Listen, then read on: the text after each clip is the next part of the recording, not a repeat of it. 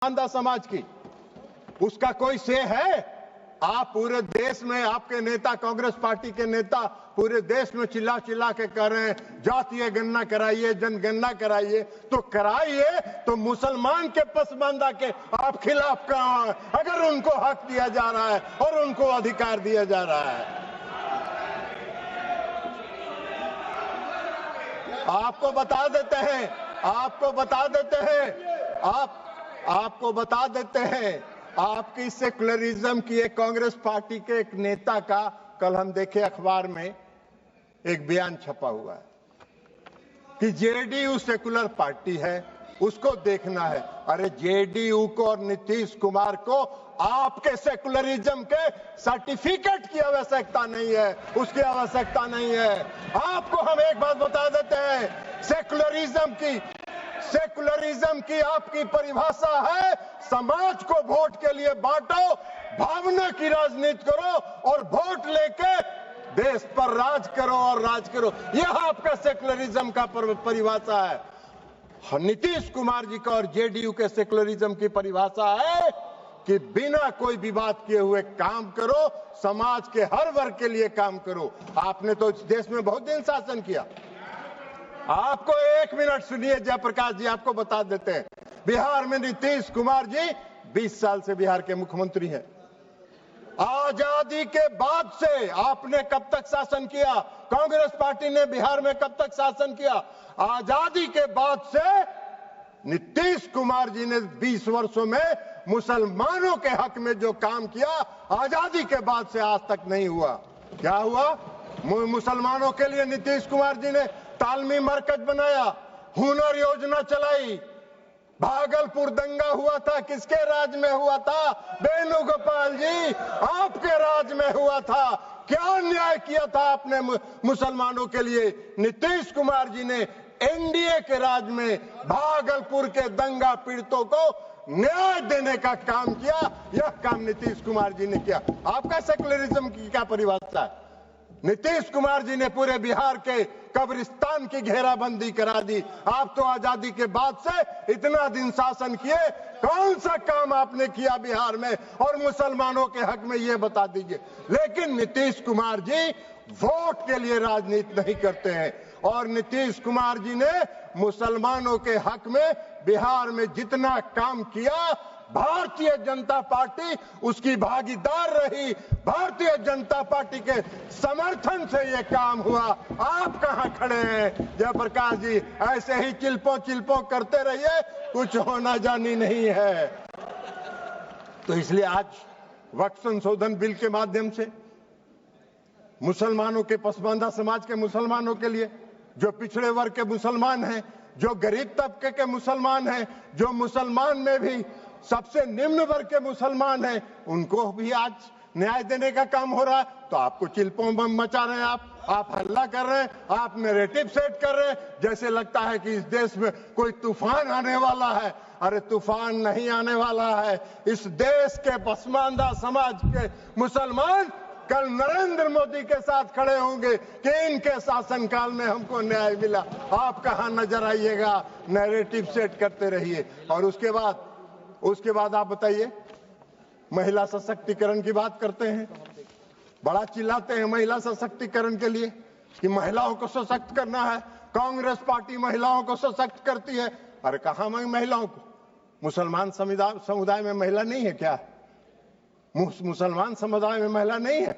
आज अगर मुस्लिम समुदाय के महिलाओं को वक्फ के साथ जोड़ा जा रहा है, आपको क्यों विरोध हो रहा है? मुस्लिम समाज के महिलाओं को भी सशक्तिकरण का हक है, उनके सशक्तिकरण का भी काम प्रधानमंत्री नरेंद्र मोदी जी की सरकार ने किया। इस वक्फ संशोधन विधेयक के माध्यम से आपका नैरेटिव सेट कर रहे हैं पूरे देश में, जैसे लगता है मोदी जी मुस्लिम विरोधी हैं। मोदी जी पारदर्शी, मोदी जी सेकुलरिज्म, जिस तरह नीतीश कुमार जी ने बिहार में सेकुलरिज्म स्थापित किया, प्रधानमंत्री नरेंद्र मोदी जी भी पूरे देश में सेकुलरिज्म को लेकर आगे चल रहे हैं। समाज के हर तबके के साथ, समाज के हर वर्ग के साथ, देश के हर राज्य के साथ एक साथ काम करके उसको विकसित करने का काम कर रहे हैं, इसलिए कि उनका विजन, उनकी सोच व्यापक है। वो विकसित देश बनाना चाहते हैं, आत्मनिर्भर भारत बनाना चाहते हैं। आप देश को संकुचित रखना चाहते हैं, देश को बांट के वोट के लिए धर्म के आधार पर वोट को बांटना चाहते हैं, जो आपका चलने वाला नहीं है।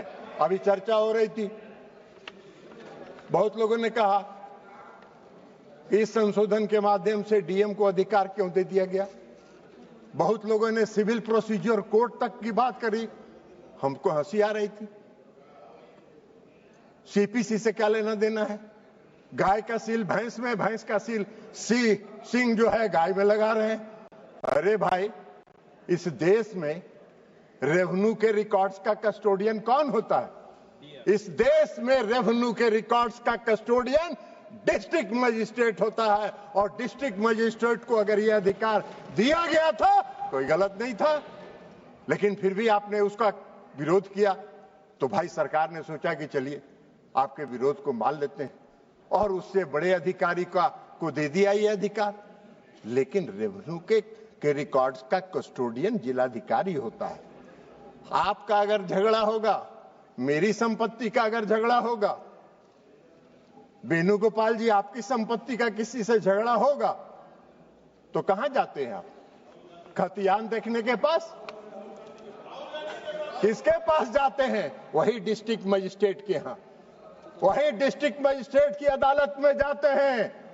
एक आम मुसलमान भी आज की तारीख में, आम नागरिक अगर मुसलमान का है और उसकी व्यक्तिगत संपत्ति पर कोई विवाद होता है, तो वो जाता है डिस्ट्रिक्ट मजिस्ट्रेट के यहाँ, और वहीं से उसको न्याय मिलता है। तो आम मुसलमान डिस्ट्रिक्ट मजिस्ट्रेट के दफ्तर में जाएंगे, उनको न्याय मिलेगा। अब वक्फ को नहीं जाना है, इसलिए कि वक्फ की जमींदारी है। पूरे वक्फ की संपत्ति पर उसको समाप्त करने का काम, पारदर्शिता लाने का काम नरेंद्र मोदी की सरकार ने किया है। इसका स्वागत करना चाहिए, इसका विरोध नहीं होना चाहिए। अब आप कह रहे हैं कि ट्रिब्यूनल की बात आती है। भाई क्या ट्रिब्यूनल में क्या दिक्कत है? आज का क्या कानून है? आज का क्या कानून है? आज का कानून यह है जो पाप किया आपने 2013 में। आज का कानून क्या है कि अगर कोई वक्त, जो सुबह में रिजिजू साहब मंत्री जी जो भाषण दे रहे थे, उन्होंने कहा कि धारा 40 को खत्म कर दिया हमने। बड़ा बहुत अच्छा धन्यवाद के पात्र हैं किरेन रिजिजू साहब जी। इन्होंने सुप्रीम कोर्ट की बिल्डिंग को, राष्ट्रपति भवन की बिल्डिंग को, लोकसभा की बिल्डिंग को बचा लेने का काम किया, नहीं तो कल कह देता ये भी मेरा वक्त का संपत्ति है। भाई आपका कौन सा कानून है इस देश में? इस देश में ऐसा कहीं कानून होता है? कोई प्रजातांत्रिक, हम आजादी के बाद से इतने दिनों से इस देश को चला रहे हैं, कौन सा इस देश में ऐसा कानून है कि वक्फ ने जिस पर रख दिया हाथ, वक्फ की संपत्ति हो गई? अभी सेकुलरिज्म के इनके सहयोगी हैं, जिनके आजकल वेणुगोपाल जी जिस पार्टी जो है, जिसकी पिछलग्गू बनी हुई है, आज उनका भी वायरल हो रहा है।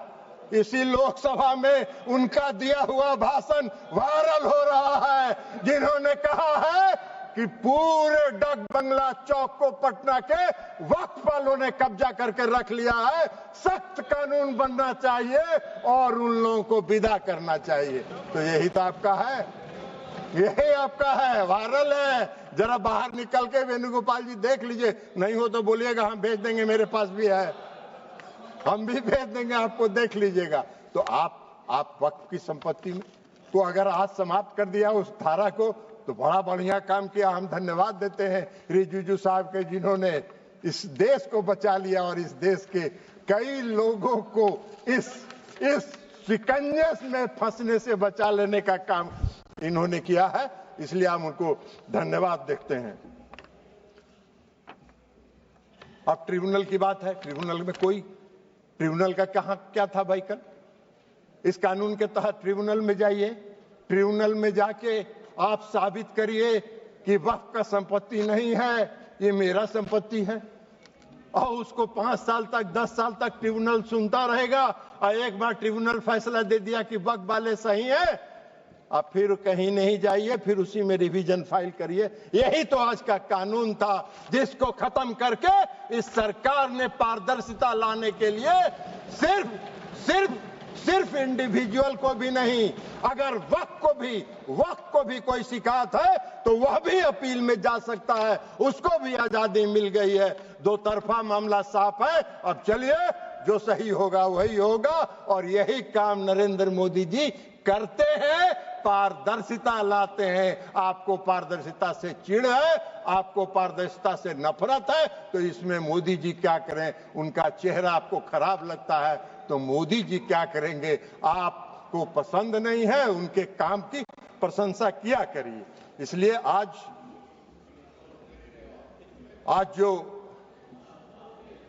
ये संशोधन लेके सरकार आई है, ये संशोधन पूरे वक्त के कार्यकलाप को, पूरे वक्त के कामकाज पर, पूरे वक्त की संपत्ति पर, पूरे वक्त का इस्तेमाल आम और गरीब मुसलमानों के लिए, मुस्लिम महिलाओं के लिए हित में हो, इसकी व्यवस्था के साथ ये संशोधन विधेयक आया है। हमारी पार्टी जनता दल यूनाइटेड इसका पूर्ण समर्थन करती है, पारदर्शिता का समर्थन करती है, और पारदर्शिता को लाने के लिए हम आदरणीय प्रधानमंत्री नरेंद्र मोदी जी का धन्यवाद करते हैं। अल्पसंख्यक कल्याण मंत्री किरण रिजिजू साहब का धन्यवाद करते हैं और अपनी बात समाप्त करते हैं। माननीय सदस्य श्री अरविंद सामंत जी। माननीय चेयरपर्सन मैडम, वक्त अमेंडमेंट बिल 2025 पर हम अपनी विचार प्रकट करने के लिए खड़े हैं। सुबह से बहुत अच्छे भाषण भी सुन रहे हैं। मेरे मित्र रिजिजू जी ने बहुत कुछ कहा।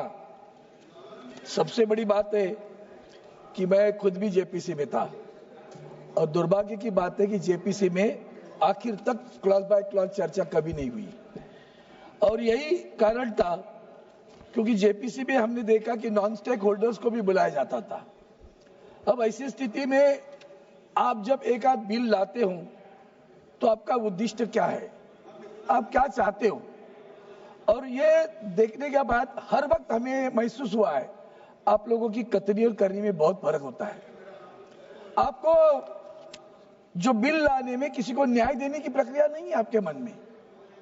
आप अगर हिंदुत्व की, आज हमारे राज्य के मुख्यमंत्री ने ललकारा है कि शिवसेना और उद्धव बाला साहब ठाकरे पार्टी क्या बोलने वाली है, हिंदुत्व के साथ खड़ी रहेगी क्या? आप हमें हिंदुत्व सिखाने वाले हैं। अगर हिंदुत्व की बात करते हैं तो मैं आपको याद दिलाता हूं कि हाल ही में हमने जो पद्मनाभ मंदिर था उसका खजाना निकाला था। क्या हुआ? उस खजाने को क्यों निकाला, किस लिए निकाला? उसके बाद में केदारनाथ मंदिर, हमारे शंकराचार्य जी ने कहा 300 किलो को सोना गायब हुआ। क्या हुआ, किस लिए गायब हुआ, कैसे गायब हुआ? तिरुपति पे भी आपका ध्यान है। अयोध्या में तो आपने देखा कि जिस ढंग से आपने जो कुछ प्रयोग किए तो लोगों ने तो आपको जगह दिखा दी अयोध्या में। वहां के मंदिर तोड़े गए, वहां की मूर्तियां तोड़ी गई, वहां की मूर्तियां वाराणसी भी हुआ, दोनों जगह गट गए आपके वोट, तो दोनों जगह मूर्तियां भी गायब हुई। ये जो कुछ आप कर रहे हो ना, तो ये मत समझना कि आप जो कुछ कर रहे हो वो सही कर रहे हो। हमें तो डर लगता है क्योंकि आपने इस हाल ही में हमारा चैत्र शुरू हुआ तो महाराष्ट्र में नया साल शुरू हो जाता है, उस वक्त रमजान ईद भी हुई। हमने देखा सौगते मोदी चल रहा है। आज सौगते बिल आ गया, वक्त बिल आ गया। ये सौगते